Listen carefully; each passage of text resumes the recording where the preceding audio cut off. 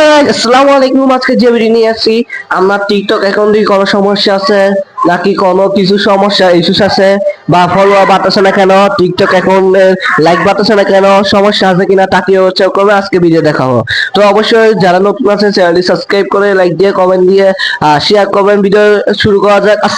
চলুন শুরু করা যাক। তো গাইস, ফার্স্ট অফ অল আপনারা টিকটক অ্যাপটি ওপেন করে নেবেন। তো চলুন অ্যাপটি ওপেন করা যাক। টিকটক অ্যাপটি ওপেন করার পর এখানে একটু ওয়েট করবেন, তারপর আপনারা অ্যাকাউন্টে চলে যাবেন।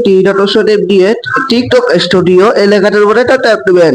তারপর নেটওয়ার্কটি ভালো হলে কিন্তু তাড়াতাড়ি হয়ে যাবে। তো আমরা একটু নিচে স্ক্রল করবো, দেখতে পাচ্ছেন আপনারা নিচে একটু স্ক্রল করার পর দেখতে পাচ্ছেন অ্যাকাউন্ট চেক মোর টুলস নামে এখানে অ্যাকাউন্ট চেক অপশন আছে, এখানে একটা ট্যাপ দিব।